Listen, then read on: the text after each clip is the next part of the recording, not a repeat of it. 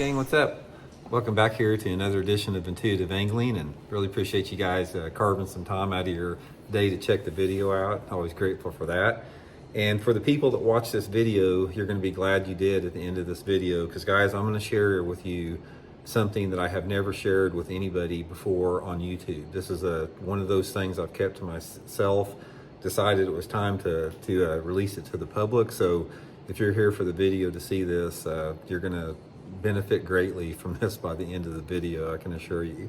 Real quick before we get started, just a couple different housekeeping tips that if you guys are interested in supporting the channel, here are some things you can do. I'd like to invite everybody to consider becoming a channel member of Intuitive Angling, and members get extra videos that aren't seen by the public every week and some access to my personal email address. And if you want to become a member, just go to my YouTube homepage and you see a little thing at the bottom of the page that says join. You click that gives you all the information on it. So much appreciated there. Okay guys, this method, this technique, rigging technique that I'm going to show you, I have won over $200,000 just on a floating worm with this technique.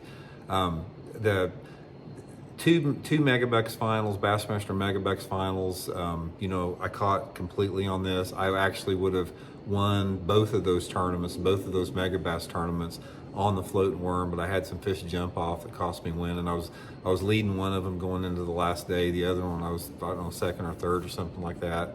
And it's been responsible for a lot of my top tens, especially in the spring and the fall time of the year. This is the time of year you want to fish it. Now, a lot of people don't consider a floating worm a good fall time lure, but guys, it can be an excellent fall lure. And that Bassmaster Megabucks tournament that I almost won at Lake Murray it was an October tournament. So I'm going to show you guys what the deal is with this. Now, most people are not masters of a floating worm, and it is a technique that there's a lot to it. There's a lot to it beyond the obvious, because on a floating worm, guys, you have to generate the strike from the action that you put on the lure. And how you rig this lure is critical to getting the fish to bite it. Now I'm going to show you guys how, get my hook box out here, how most people rig a floating worm, which is the wrong way to do it. And then I'm going to show you the right way to do it. Most people take an EWG hook, just come in like this, excuse me, and just fish a floating worm weightless like that, usually with the barrel swivel, which I do. And when you work it like this, it just goes, just sort of darts around and goes straight and like that type of stuff. Guys, never do this. This is the crappiest way to rig a floating worm that you'll ever see. It's sort of what people that don't know anything about floating worms rig it. I'm going to show you how to do it here, and pay close attention, because you're going to come back to me and say, Randy, I can't believe how many bites I got on a floating worm after you showed me how to do this. First of all, guys, you need to have a barrel swivel, and the barrel swivel needs to be close to the hook. It needs to be only like 4 inches away from the hook. Now, there's two different reasons for this. Number one, a floating worm will twist your line like a mother if you don't have a barrel swivel. So you got to have a barrel swivel on there to be able to fish it very long, or your line will get twisted up.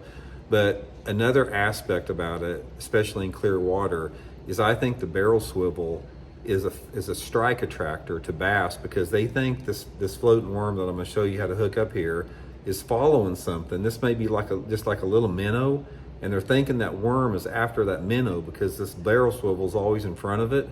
And I think that it triggers some type of predatory reflex on the bass. That's a theory of mine that I really believe. So the main thing, guys, is make your leader short. If you make your leader over about 4 inches long or 5 inches long, you can't get that predatory strike effect from that thing being close to the worm.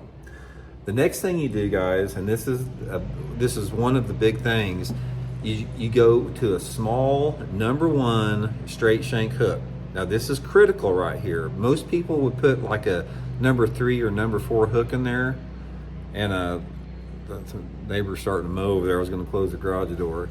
Heck, let me do that. Here, I'll walk over and close this garage door. But anyway, guys, most people I learned the hard way with this. If you use a 3 or 4/0 hook in a floating worm, you're going to lose a ton of fish, because what happened is after I missed winning that Megabucks tournament, I finished third. I was leading it going into the last day, and I wound up finishing third in the tournament. And I jumped off enough fish to have won that tournament by like 15 pounds. I was jumping 5 and 6 pounders off with the thing, and I was using a 3 and a 4/0 hook. So anyway, what happened is the next couple years after that, I started experimenting, and I was at a tournament, and I was practicing with floating worm, and I had a little bitty, like this, just a little bitty 1/0 hook that was all rusted out, and I didn't care if I lost them because it was practice. And I put that little 1/0 hook on that looked like it was way too small for the worm. Guys, I never lost them. I pegged every fish that I caught on that, and ever since then, I found out that go to a number 1. This is a Gamakatsu G Finesse, the worm hook here. A number 1, a little bitty number 1 hook. This is critical for the size on it. This isn't the critical part of this video, but this is a critical aspect of it. Number 1 straight shank hook. Never use an EWG in a floating worm, and never use a hook over 1/0 in size. The next thing you do, and this is the juice right here. Can't believe I'm gonna share this with you guys. Is come in the head of the worm, and when you thread this worm on, you're gonna thread it all the way on, and you don't come in the center of the worm. You wanna skin it along the very top of it, because what this does, it gives the worm better action, and it gives you more of a bite gap in your hook. If you hook it through the middle of the worm, you're gonna reduce your bite gap by like a 16th of an inch, which will cost you fish.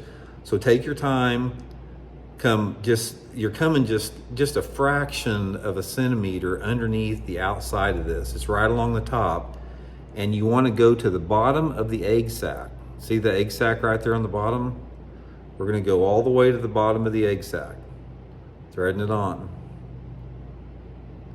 Okay, so there I've got it like that.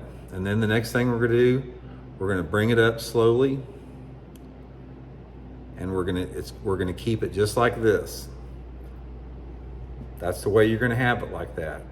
Guys, this is the secret I'm telling you about like this. When you fish a floating worm like this, when it's rigged like this, it comes alive in the water. It comes alive like nothing you've ever seen before. And I can promise you, if you fish a floating worm on that EWG straight, and you're getting 5 bites a day on a floating worm, you'll get 40 fishing it like that. If we were in the boat together, fishing side by side, and one of us had the hook like this and the other of us had it hooked straight, it would be embarrassing how many more bites you got. So this is my rig right here, guys, with the floating worm. 4 or 5 inch leader, straight shank 1/0 hook, just like that, and fishing it like a jerkbait. Throw it out there, spinning rod. I normally use on my floating worms, I'll use 8-pound test Seaguar Vizex line with the same 8-pound test leader off the barrel swivel. I do like straight fluorocarbon, because another aspect about a floating worm is I fish it deeper than most people. A lot of people fish a floating worm on the surface or close to the surface. I'll fish a floating worm down 3, 4, 5, 6 feet under the water.